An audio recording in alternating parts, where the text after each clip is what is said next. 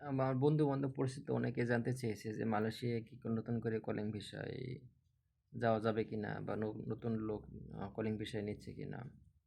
তো এই বিষয়ে অনেকেই বারবার অনেকেই বলে। তো তাদের উদ্দেশ্যে আমার এই ভিডিওটা দেওয়া হচ্ছে যে কয়েকদিন থেকে মিটিং হওয়ার কথা আছে বাংলাদেশ প্রবাসী কল্যাণ মন্ত্রীর সাথে মালয়েশিয়ার যে মন্ত্রীরা আছে এদের সাথে মিটিং হওয়ার কথা আছে যে বাংলাদেশ থেকে যে মন্ত্রীগুলো আসে এদেরকে রিকোয়েস্ট করবে যে কর্মী নেওয়ার জন্য, উদ্যোগ নেওয়ার জন্য। তো প্রথমত এখনো ডিক্লেয়ার হয় নাই যে বাংলাদেশ থেকে কলিং ভিসার লোক নেবে। আ আ কলিংয়ের কলিং ভিসার নাম করে যদি কারো কাছ থেকে টাকা পয়সা কেউ কোনো এজেন্ট নেয় তাহলে আপনারা কনফার্ম হবেন যে এটা ভুয়া। কারণ এখনো ডিক্লেয়ার দিয়ে লোক নেওয়া হয় নাই। আবার অনেকে বলছেন যে মালয়েশিয়া কি লোক দরকার নাই? কলিং ভিসা দেওয়া হচ্ছে না কেন এখনো? এটার উদ্দ ও ও হচ্ছে যে লোক এখানে অনেক দরকার আছে। কিন্তু অন্যান্য দেশ থেকে এখানে লোক নিচ্ছে।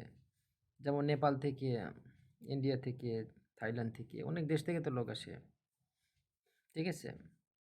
তো নেপাল থেকে বেশি আসে। মালয়েশিয়ায় যত দেখবেন সিকিউরিটি গার্ড আছে, এখানে নেপালিরা বেশি কাজ করে সিকিউরিটি গার্ডে। আর আমাদের বাংলাদেশের মতো অন্যান্য দেশে এরকম ওই ২ নাম্বারি রেকর্ড নাই। এজেন্টরা দু ভিসা নিয়ে টাকা নিয়ে যে ২ নাম্বারি করে।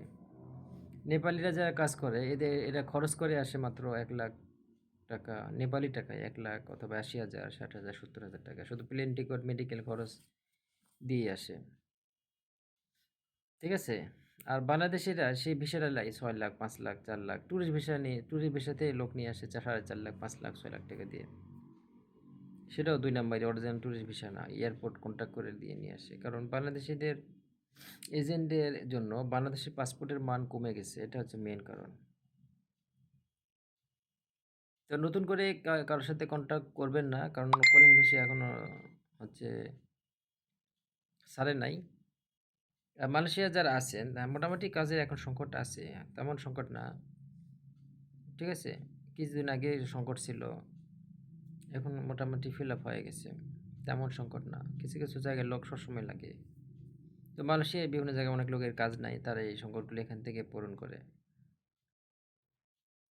আর আবার অনেকে জানতে চেয়েছে যে মালয়েশিয়ায় যে ওই কলিং ভিসা ছাড়ার আগে যে দেশে যাওয়ার অবৈধদের দেশে যাওয়ার বা অবৈধদের ভিসা করার সুযোগ দিবে কিনা? তো এই বিষয়ে এখনো সরকার থেকে কোনো ঘোষণা আসে নাই। এই মালয়েশিয়ায় যারা অবৈধ আছেন তারাও কোনো টাকা পয়সা দিবেন না। কোনো এজেন্টের কাছে টাকা পয়সা দিবেন না। ভিসা করার নামে যদি কেউ টাকা পয়সা নেয়, যে সামনে খুলবে, মে মাসে খুলবে, এপ্রিলে, মে, জুলাই বা ২-১ মাসের মধ্যে খুলবে। টাকা পয়সা আগে কারো কাছে দিবেন না। আর অনেক বিশ্বস্ত লোক ছাড়া টাকা পয়সা দিবেন না। যখন খোলার পরে বিশ্বস্ত লোক এজেন্ট দিয়ে ভিসা করে নিবেন।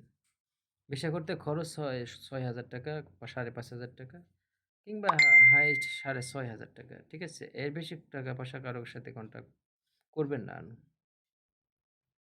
মানে মালয়েশিয়ায় যারা অবৈধ আছে তাদের নতুন করে ভিসা করার যে খরচটা সেটা হচ্ছে ৳৬,৫০০ হাইয়েস্ট ঠিক আছে? ৬,০০০ ৬,০০০ এর মধ্যে হয়, ৫,০০০ ৫,৫০০ এর মধ্যে হয়। তো ৬,৫০০ এর বেশি আপনারা দিবেন না। কারণ এটা হচ্ছে সবথেকে বেশি।